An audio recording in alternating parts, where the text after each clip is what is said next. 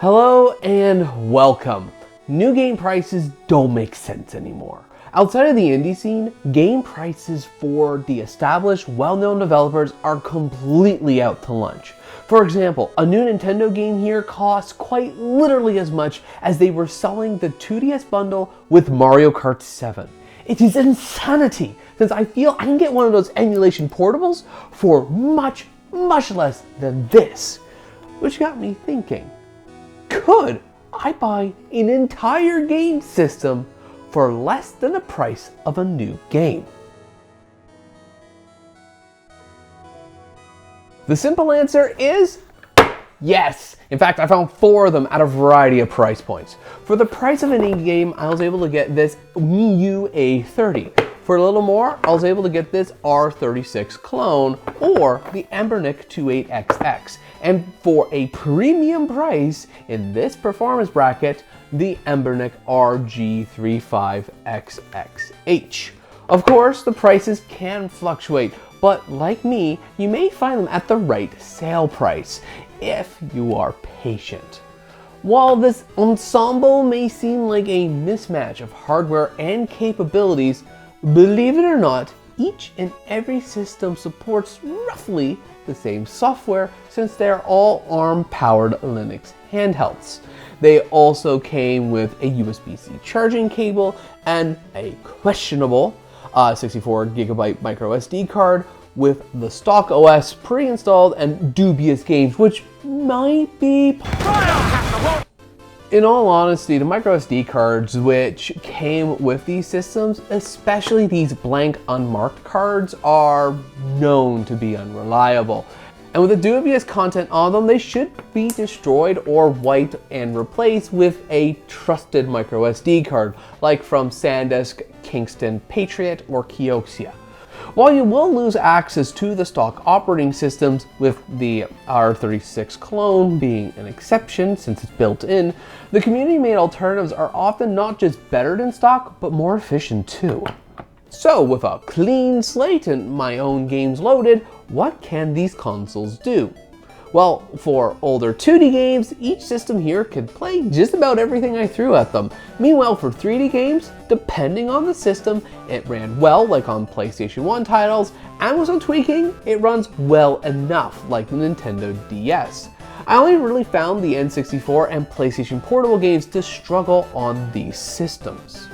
So if these systems can play just about everything well, then why is there such a gulf in the price points? Well, it's for the features and build quality. The Embernic systems are the most expensive, but also have the premium build quality and added features like Bluetooth and video out. The cheaper you go, the less features you get, like the Wii U A30 has a great build quality, but has a missing headphone jack and standard USB-C port, which doesn't work with some chargers.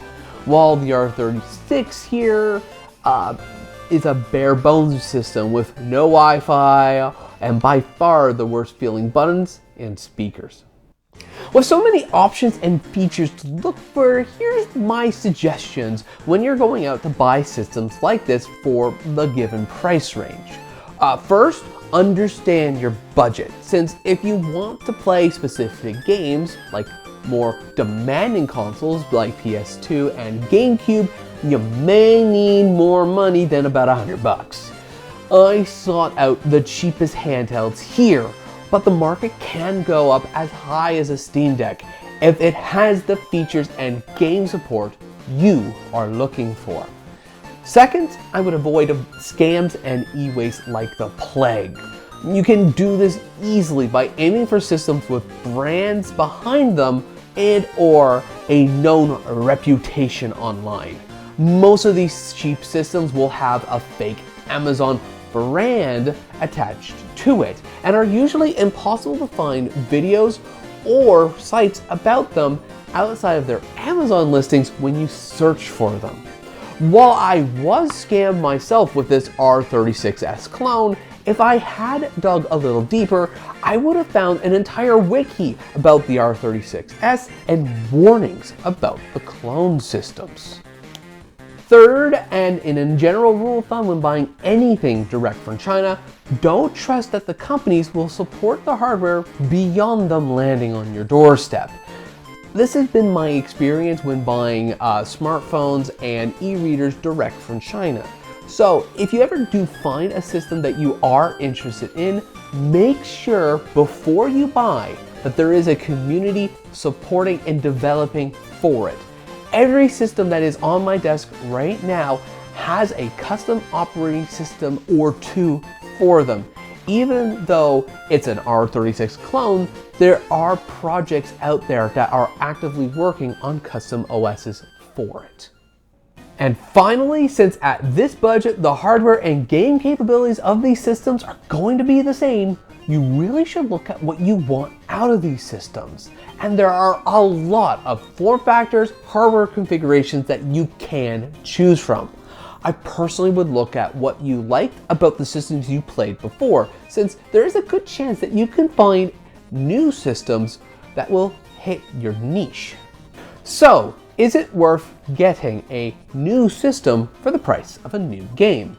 Honestly, I would say yes, but only if you want to play older and classic games.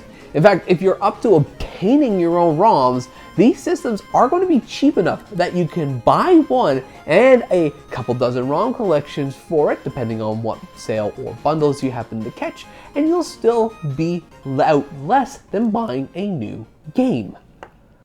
But out of the systems that I've shown here today, which is the ones I would actually recommend? If you can find it on sale, especially as much as I found it for, you genuinely cannot beat the Miu A30. But I've personally fallen absolutely in love with the Amberneck RG line of systems, and with the dual analog sticks and bigger screen of the 35XXH, it's really hard to beat. But anyways, thank you ever so much for watching. I hope you have yourself a good day. And as always, take care.